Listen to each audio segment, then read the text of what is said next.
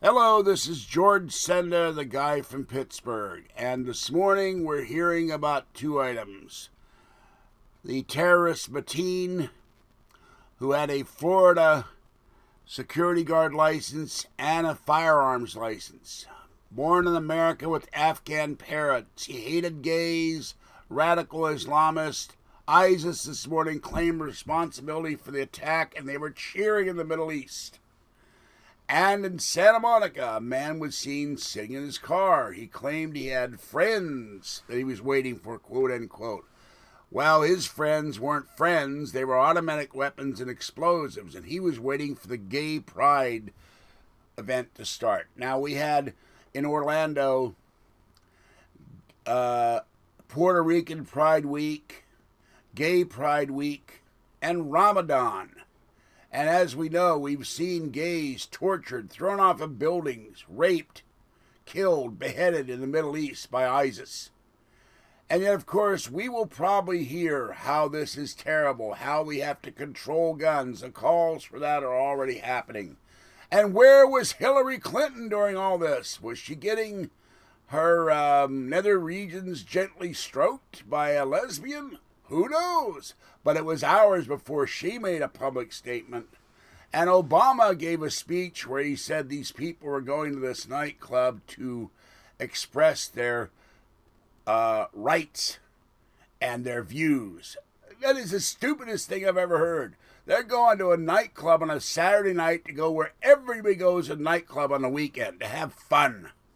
They were getting their last sip of their last drink, so it was last call at 2 a.m. when this asshole walked in and started blowing people away.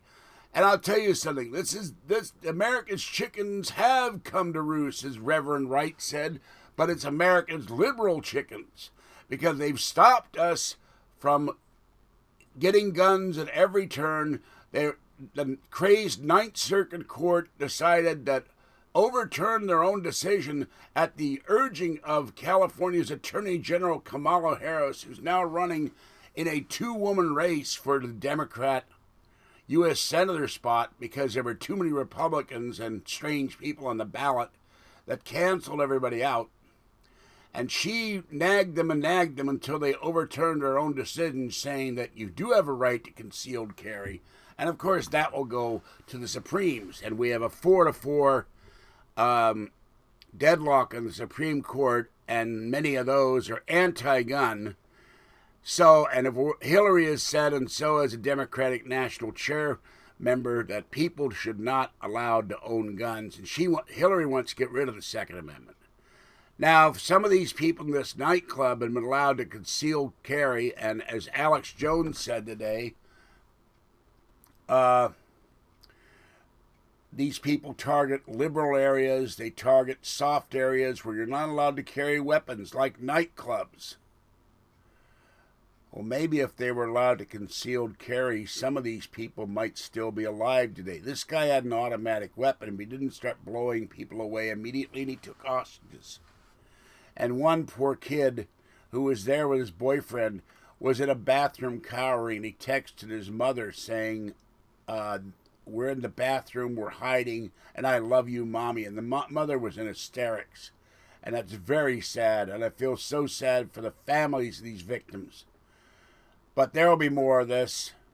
Alex Jones said that a terrorism expert said we have sleeper cells all over this country.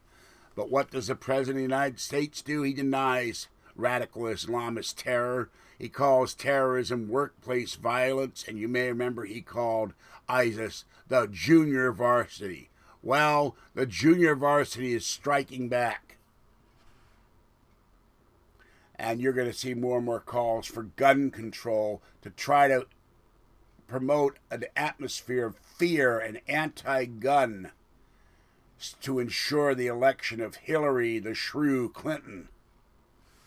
Donald Trump was right. We have to destroy ISIS and destroy Islamic terror. And we'll never, ever get that with a liberal in the White House, because they don't believe in Islamic terror. This is going to be promoted as a hate crime. It won't be Islamic terror, even though the FBI has said that it's Islamic terror. And there's another thing. Reports this morning say that this guy was on the government's radar. They were aware of him, and yet nothing was done. Well, who can you put that responsibility at the foot of? I put it on one person, Barack Obama. His policies have led to coddling Muslims, to coddling terrorists, to coddling people like in Fort Hood saying it was workplace violence when you know damn well it was Islamic terror. We've had these events all over the country. The people who show up in San Bernardino yell Allah Akbar and blow away their co-workers. And a woman, they just gave the woman a baby shower. And she said, "Thank you very much, infidels," and blew them away. 14 of them. We're going to get more of this in this country. And something smells fishy on the Potomac, in Santa Monica, and Orlando. Because we're going to get told that it's all because of hate. It's all because of intolerance. Yeah, it's the hate, all right. The hatred of Muslims, the hatred of radicalism, the hatred of Islamism. Not the hatred of gays for being gay.